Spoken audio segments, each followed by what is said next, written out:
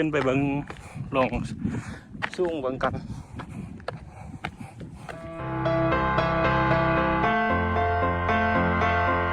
สบายดีมื้อนี้เพชรดาราพามาเบิ่งทางรถไฟฟ้าเนาะ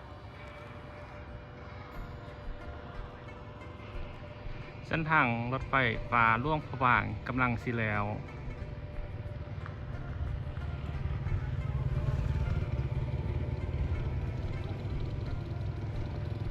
ใกล้สิได้ใส่ละ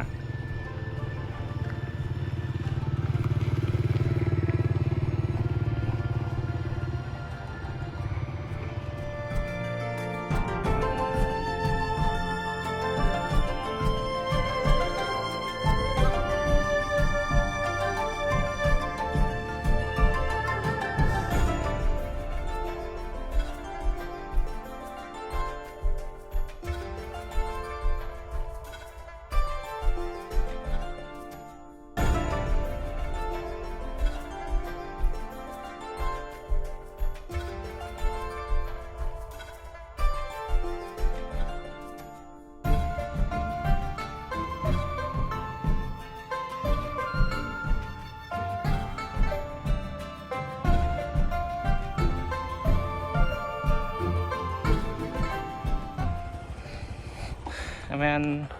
เส้นทางรถไฟทางหลวงพระบางใกล้สิแล้วล่ะ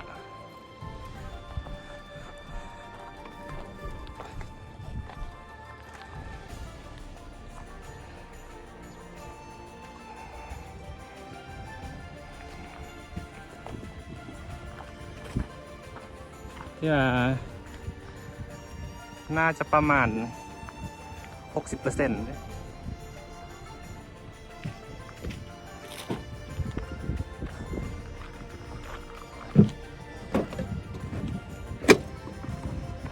อันนี้ข้ออนุญาตนำเพิ่นมาขึ้นมาถ่ายได้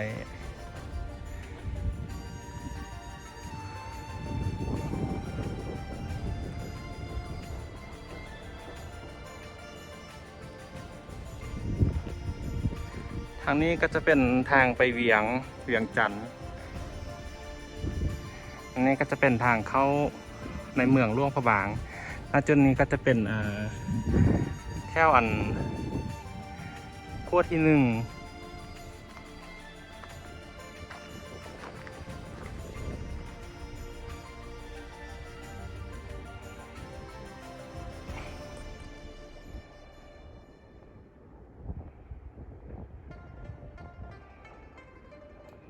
จะผ่านหน่วยผู้พาเกิด เขาจะตัดหน่วยผู้1 หน่วยเลยตัวนี้นี่แหละตัดหน่วยผู้1 หน่วย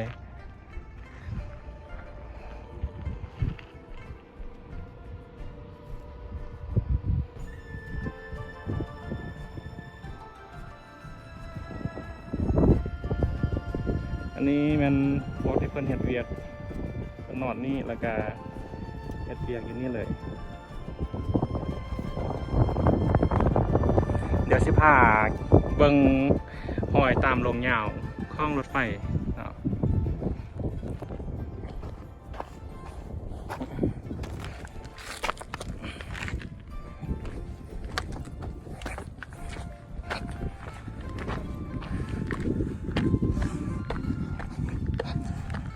ขึ้นไปเบิ่ง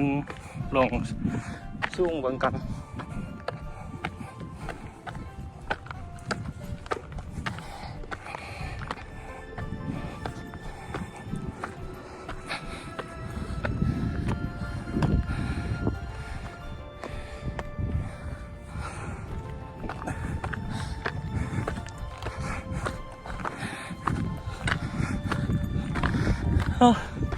เมื่อย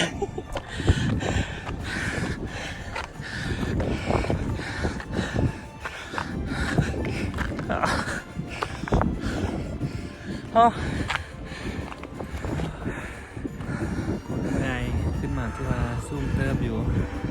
แต่ก็ดีใจใกล้สิแล้วละงามโอ้ซุ่มหน่วยผู้1 หน่วย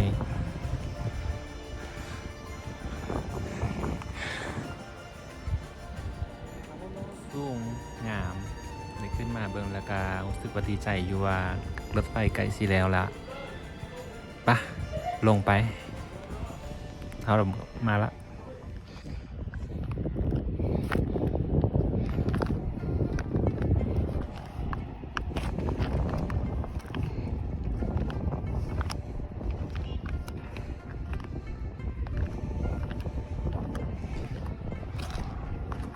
เวลาลงนี้ ใจแวบๆเพราะว่ามันสูง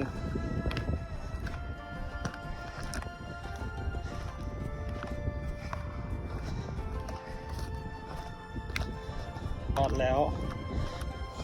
ได้เครื่องหนึ่ง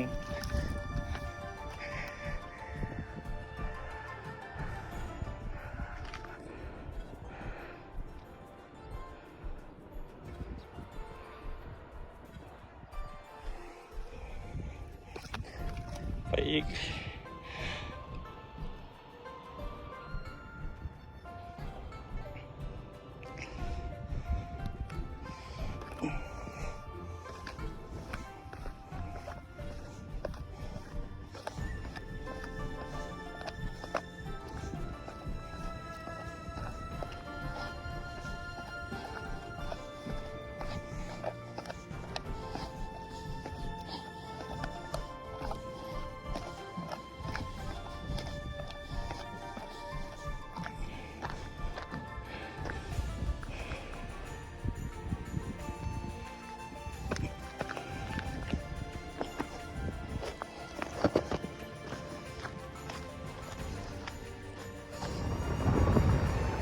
ลงมาแล้วก็นี่สิพาเบิ่ง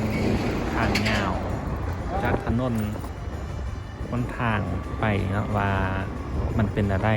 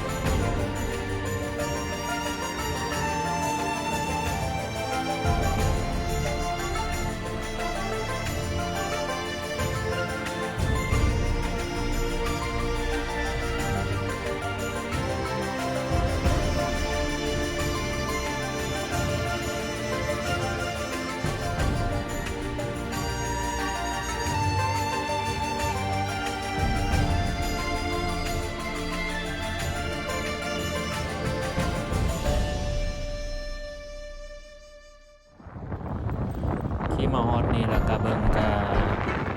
รู้สึกว่ามันใกล้สิแล้วแล้วล่ะเบิ่งนี่ก็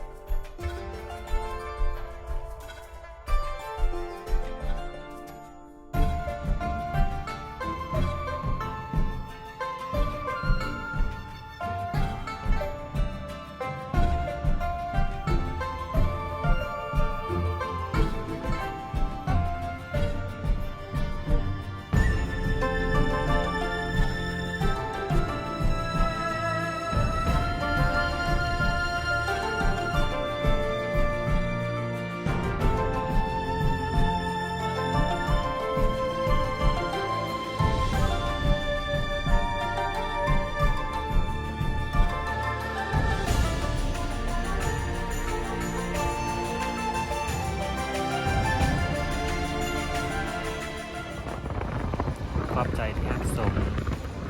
นี่ก็พามาเบิ่งตั้งแต่ต้นฮอดสุดแล้วเนาะเดี๋ยวคลิปหน้าจะพาไปเบิ่งไส้อันติดตามไปเด้อขอบใจหลายๆ